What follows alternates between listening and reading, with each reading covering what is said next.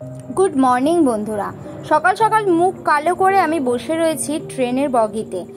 আর এটা হচ্ছে লেডিস কামরা। আর এখন আমি যাব হচ্ছে শিয়ালদায় ইএসআই হসপিটাল, যেহেতু আমাদের ইএসআই রয়েছে, তো আমরা ইএসআইতেই দেখাই বেশিরভাগ আমার যত সমস্যা। আর মধ্যমগ্রাম লোকালে চেপে মধ্যমগ্রাম স্টেশন থেকে ছাড়লো গাড়িটা। তো আমি এখন যাব শিয়ালদা।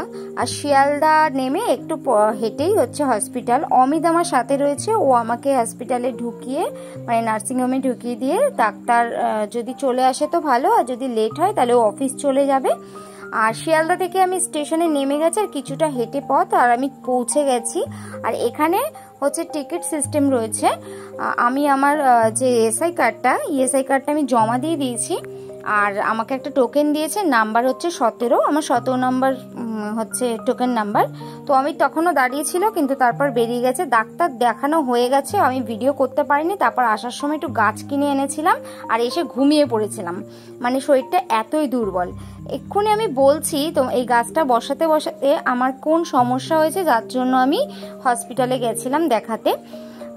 তো আমি আসার সময় যে লেবু গাছটা কিনে নিয়ে এসেছিলাম, ওটা পাতি লেবু গাছ। আর আমি তো গাছ বসাতে ভালোবাসি, তোমরা যারা আমার আগের ব্লগগুলো দেখেছো জানো আমার প্রচুর গাছের কালেকশন, মানে আমি সবসময় জোগাড় করতে থাকি। তো এটাই মাটি খুঁড়ে এখন হচ্ছে গোবর সার একটু নিয়ে এসেছি, আর খোল আছে, খোল মিশিয়ে তারপর আমি গাছটা বসিয়ে দিচ্ছি। ডাক্তারের কাছে কেন গেছিলাম, আজ 2 বছর ধরে প্রায় আমার একটা সমস্যা দেখা দিয়েছে। শুধু আমার না, আমার মনে হয় প্রত্যেকটা মেয়েরই এই সমস্যাটা এখন খুব দেখা দিচ্ছে। পলিসিস্ট যেটাকে বলে, একটা সিস্ট খুব আমাকে মানে অসুস্থ করে ফেলছে আর কি, মানে খুব দুর্বল করে ফেলছে।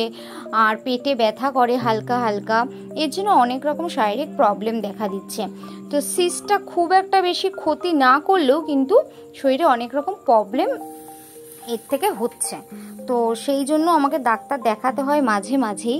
তো যখন বাড়াবাড়ি হয় তখন মানে আমার এমার্জেন্সি দেখাতেই হয়, এরকম না দেখালে হয় না, পেটে অসহ্য ব্যথা করে। তো সেই জন্য আমাকে ডাক্তার দেখাতে হয় মাঝে মাঝে। আর সেই সমস্যাটা আবার হচ্ছে, পেটে আবার ব্যথা করছে কদিন ধরে। তো সেই জন্য আমি ডাক্তারের কাছে আবার ছুটে গেছি, কিছু ওষুধ টষুধ দিয়েছে। আর একটা কথা বলে রাখি, আমি কি খুব মোটা? আমাকে ডাক্তার দেখে বললো ইমিডিয়েট ওয়েট কমাতে।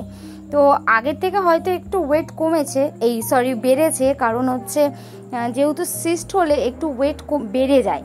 তো আমার সেহেতু মানে 55 মতো ওয়েট হয়ে গেছে। তো আমাকে বলেছে এটাকে 45 থেকে 48 মতো করতে হবে ওয়েটটা, মানে যত আরও রোগা হতে হবে।